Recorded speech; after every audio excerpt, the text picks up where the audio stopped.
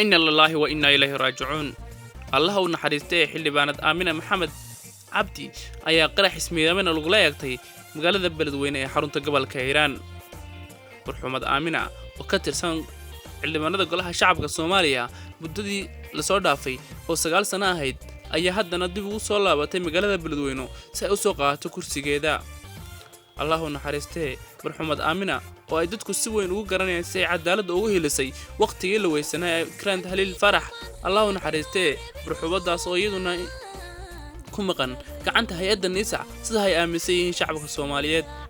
الله نحرسته مرحمد آمنة تدودي لصودا في كرسي قد لو قبصدي كاسيو للدمعين لدافيو والسوق الضمين غيرك أي كدلتي إياه وقلاتي من كرسي آمنة لسيو حالي goor hore oo fiidkii ahayd ayaa qarax ismiidaamin lagu la eegtay magaalada Beledweyne halkaas oo ay maxliban aamin ku geeriyootay. Allah u naxariistee dadka sida weyn arrintan ooga ayaa aamin ku tilmaamay qaraxeeda aan bees dilkeedan mid siyaasadeysan oo ay ka dambeeyeen hogaamiyaasha dawladda Soomaaliya madaxda fadhida fiila Soomaaliya kuwaas oo ugu horeeyay madaxweyne Farmaajo iyo sidoo kale la taliyay Safaad Yaasin Xaaji Taahir رئيس وزراء الصومالية محمد حسين روبلي يوصل كله حلبان ما هالسلات مدحوني هو رئيس الشباب محمد عبد واري وكان بيه حزب جر عبد الرحمن عبد الشكور ورسمه يوم مدح كله وكتر سن دولة الصومالية أي دمان توت سيجي إنه دلك آمنة هاي المثل جيستي رجع حساء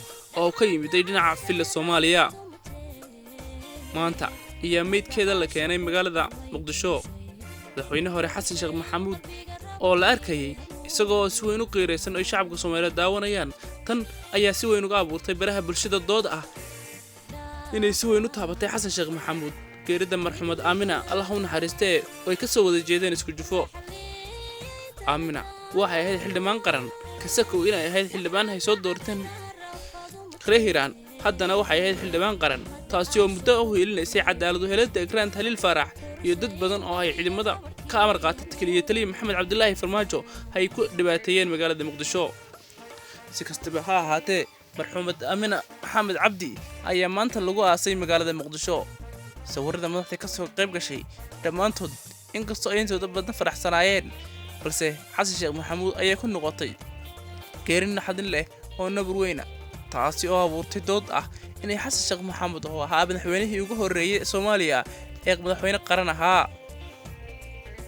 waxaan leenahay xildhibaan Aamina Maxamed Cabdi iyo qoyskeeda ilaahay samir iyo iimaan ka siiyo saadiqa geerida ku timid marxuumad Aamina Maxamed Cabdi.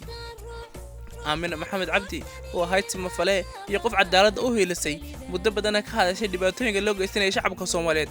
waxaanu leenahay inna lillahi wa inna ilayhi raaji'uun kulli nafs daa'iqatil mawt naf kastaba xaq ayay dhadhamin doontaa iyo geerida. Allah se ha u naxariisto hana ka waraabiyo jannada firdawsa. madaxweynaha waqtigan talada dalka Soomaaliya haya Maxamed Cabdullaahi Farmaajo ayaa u muuqda mid banaysan dhiigga shacabka Soomaaliyeed isaga la taliyihiisa amniga Maxamed aan dhahdee Faad Yaasin Xaaji Taahir labada nin oo inta badan siyaasadooda ay ku dhisan tahay cabsi gelin dhiig daadin iyo inay hadadaan bulshada Soomaaliyeed ayaa hadda u muuqda kuwa xilkooda gabagaba yahay.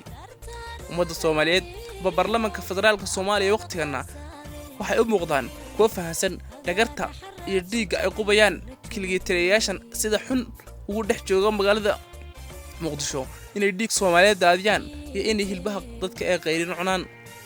si kastaba ha ahaatee waxa maalihii u dambeeyay la dilay dad magac ku dhex lahaa bulshada kuwaas oo xataa ka badbaaday magaalkan macalluhu dil loo yeestay. dhammaan dadkan waxay u maqan yihiin waa ana siyaasadeed. saaxiibayaal waxay kula taadiga